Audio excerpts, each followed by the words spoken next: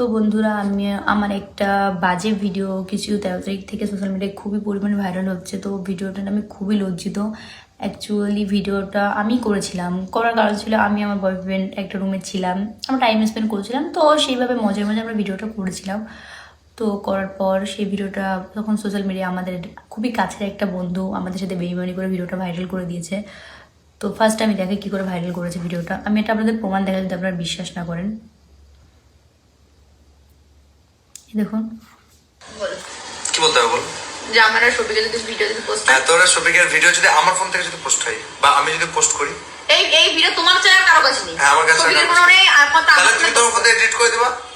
হ্যাঁ হ্যাঁ হ্যাঁ তাহলে ভিডিও তো বলো যে আমার ভিডিওটা করার পরে তুমি এডিট করবে। হ্যাঁ, তোমার ভিডিও করার পরে সব ডিলিট করে দেবো। হ্যাঁ, তো এডিট করবো মানে তোমার কোনো জিম্মেদারি নেই, টোটাল জিম্মেদারি আমার, হ্যাঁ। তাই তো?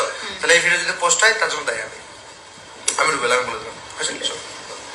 তো এই হচ্ছে রুবেল। এই রুবেল আমাদের খুব কাছের বন্ধু ছিল, যে ভিডিওটা নিয়ে সোশ্যাল মিডিয়ায় পোস্ট করেছিল। তো আমি তার বিরুদ্ধে কালকে সাইবার ক্রাইমে কেস করে এসেছি অলরেডি। আর এনাদের সঙ্গে আরও 2 না 3 জন জড়িত ছিল, তাদের বিরুদ্ধে আমি কেস করে এসেছি।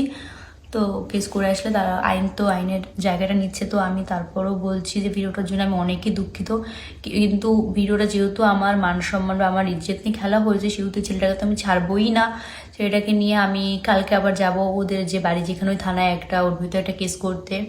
আর এই ভিডিও নিয়ে আমার এসপির কাছে যেতে, আমি এসপির কাছেও যাব, যাতে আমার যেহেতু ইজ্জত নিয়ে মানে সোশ্যাল মিডিয়ায় খেলা হয়েছে, সেহেতু ওকে আমি ছাড়বো না।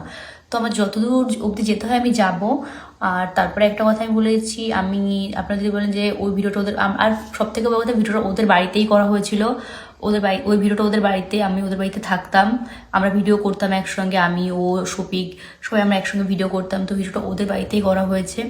আর ওর বাপ মা বা ওর বোন, ওর বউ সবাই জানে ব্যাপারটা, সবাই হয়তো ওকে হেল্প করেছে। আর আমি যেহেতু ওর বিরুদ্ধে কেস করব, সেই কেস করাতে রুবেল, যদি তুমি মনে করো তুমি পালিয়ে যাবে, আমি তোমার বিরুদ্ধে একার নামে কেস করবো না, আমি তোমার বাবা মা, তোমার বোন, তোমার জামাইবাবু, তারপর তোমার বউ, আমি সবার নামেই কেস করবো যে তুমি একা পালিয়ে যাবা, তুমি আমার মান সম্মান নিয়ে, আমার নিজেতে সোশ্যাল মিডিয়ায় কোনো মান সম্মান রাখোনি।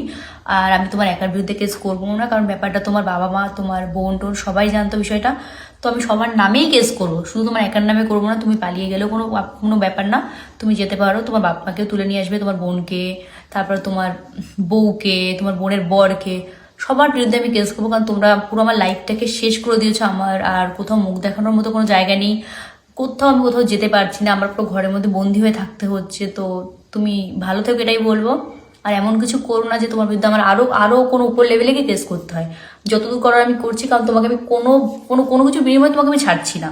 যত দূর অবধি যাবো, তোমাকে নিয়ে যত দূর অবধি যেতে